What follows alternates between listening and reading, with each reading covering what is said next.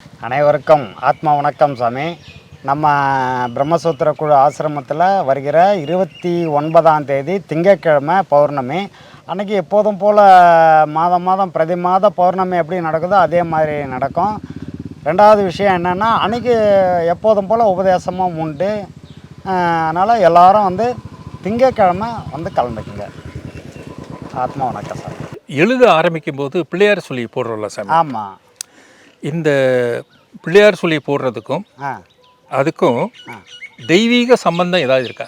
ஒரு சம்பந்தமும் இல்லை சாமி, ஒரு சம்பந்தமும் இல்லை. இது எல்லாருக்கும் வந்து அதுதான் சொன்னேனே, ரோல் மாடல்னு. இவருக்கு முன்னாடி வந்து இவங்க அப்பா அது போட்டிருப்பார், இல்லை இவருக்கு கற்றுக் கொடுத்த வாத்தியார் அப்படி போட்டு பண்ணியிருப்பார். ஏதோ ஒரு முன்னாடி இருந்திருக்கும். அது மாதிரி ரோல் மாடல் இவங்கெல்லாம் எதையோ பார்த்து கற்றுக்கிறது, வேறு ஒன்றும் கிடையாது. இதனால் வந்து பெருசாக வந்து இப்போ முஸ்லீமாக இருந்தால் அவங்க ஒரு இது மாதிரி போடுவாங்க, 3 மாதிரி போட்டு ஒரு இது போடுவாங்க, அவங்க ஒரு சிம்பிள். அதே மாதிரி நமக்கு பிள்ளையார் சுழின்றது ஒரு சிம்பிள் இருக்குது. கிறிஸ்தவர்களுக்கு எந்த சிம்பிளும் இல்லையே, அவங்க பாட்டுக்கு எழுதிட்டு போயிட்டே இருக்காங்க. அவங்களுக்கு எந்த சிலுவையெல்லாம் போடுறது இல்லை அவங்க. ஆனால் நம்மளும் முஸ்லீமும் தான் அதை போடுறாங்க. ஆனால் இது வந்து ஒன்றும் அவசியம் இல்லை. இதனால் எந்த ப்ளஸ்ஸு மைனஸ்ன்றது இதில் கிடையாது சாமி. அது வந்து ரோல் மாடல், அவங்களுக்கு பெரியவங்க அப்படி சொல்லி கொடுத்துருக்காங்க, அந்த வகையில் அவங்க போடுறாங்களே தவிர இதோட பலன் எதுவும் கிடையாது. நன்றி சாமி. நன்றி. இப்போ ஒரு காரியம் செய்ய நினைக்கிறோம் சாமி, இது நல்ல காரியம் இது கெட்ட காரியம் ஆமாம் அப்படின்னு எப்படி நம்மளை நாமே தீர்மானிச்சிக்க முடியும்? அது ரொம்ப கஷ்டம் சாமி. அப்படி தீர்மானிதான் நீங்கள் ஞானி. அப்படியெல்லாம் தீர்மானிச்சிட்டிங்கன்னா நீங்கள் தான் ஞானி சாமி. இல்லைங்க சாமி, உதாரணத்துக்கு நான் என்ன சொல்கிறேன், நீங்கள் ஒரு ஜட்ஜாக இருக்கிறீங்க, அவர் ஒரு திருடன் ஏதோ ஒரு கொலை செஞ்சிருக்கான், அவனுக்கு நீங்க வந்து மரண தண்டனை கொடுக்குறீங்க. அது வந்து தவறான செயலா பொதுவாக பார்க்கப்பட்டாலும் அது நியாயமானதா இருக்கு. அதை நீங்க செய்யற காரியம் நல்லதா கெட்டதான்னு எப்படி தெரிஞ்சுக்கிறதுன்னு கேட்குற சாமி. இல்லை நீங்கள் எல்லா விஷயத்தையும் நல்லதா கெட்டதான்னு உடனே தெரிஞ்சிக்க முடியாது சாமி. எல்லாருமே இது எல்லாருக்குமே பொருந்தும்.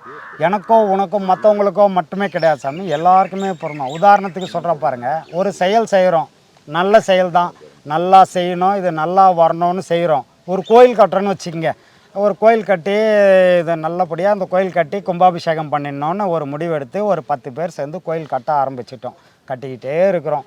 கோயில் ஒரு பாதி நிலைக்கு வந்துடுச்சு, ஒரு பிரச்சனை வருது, அந்த இடத்துல ஒரு பிரச்சனைன்றாங்க. அது என்னடா இப்படி வந்துடுச்சேன்னு சொல்லிவிட்டு அதையெல்லாம் சரி பண்ணால் அப்புறம் பார்த்தா இது வரைக்கும் எனக்கு வருது, அது வரைக்கும் உனக்கு வருது, அப்படி இப்படின்றாங்க. ஏதோ பேசி கோயிலுன்னு சொல்லி ஏதோ அமௌண்ட்டை கொடுத்து கூட எல்லாம் சரி பண்ணிட்டோம்.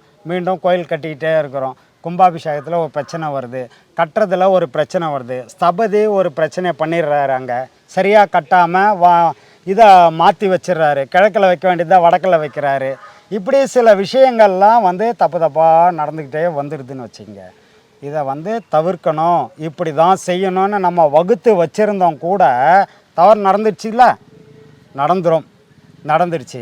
மழை கட்டியாச்சு, கும்பாபிஷேகம் பண்ணியாச்சு. அப்போது ஒரு வெளியிலேருந்து ஒரு சபதி வராரு, ஐயோ இந்த சாமி வந்து வடக்கு பார்த்து தான் இருக்கணும், இது கிழக்கு பார்த்து இருக்கேன்னு.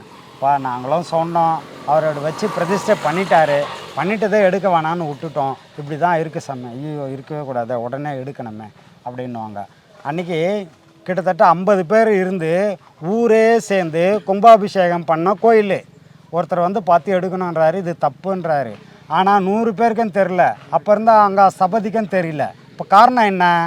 அவங்களுக்கு அன்றைக்கி நல்லது கெட்டது தெரியலையா? அப்படின்னா தெரிஞ்சியும் தவிர்க்க முடியாமல் சிலதெல்லாம் அமைஞ்சதுக்கப்புறம் தான் நமக்கே தெரியும், ஐயோ அது தப்பாச்சே, செய்திருக்கக்கூடாது அப்படின்றது தெரியும். அதனால் முன்கூட்டியே நல்லது கெட்டதுன்னு தெரிஞ்சிக்கவே முடியாது சாமி. நடந்து முடிஞ்சதுக்கப்புறம் தான் நல்லது கெட்டதே தெரியும். குழந்த பிறக்கிறதுக்கு முன்னாடியே ஆணா பெண்ணான்னு தெரியாது இல்லையா? இன்றைக்கி ஸ்கேன் பண்ணுறாங்க, எல்லாம் ஸ்கேன் பண்ணி ஆணா பெண்ணான்னு கண்டுபிடிச்சிடுறாங்க, அது வேறு விஷயம். ஆனால் முன்னாடியெல்லாம் வந்து பிறக்கிறதுக்கு முன்னாடியே ஆண் பெண்ணுன்னு தெரியாது, மழை வர்றதுக்கு முன்னாடியே மழை வருமா வராதான்னு தெரியாது. இப்படி தான் நல்லது கெட்டதுன்றது முன்னாடியே யாருக்கும் தெரியாது சாமி. அந்த செயல் முடியும் போது தான் நல்லதா அமைஞ்சதா கெட்டதா அமைஞ்சதானே சொல்ல முடியும். சம்சார பிணைப்பில் இருப்பதும் உணர்ச்சிகளுக்கு வசப்படுவதும் இறைவனை உணர்வதற்கு தடையாகுமா? தடையாகும் சாமி, தடையாகும். பெரும்பாலும்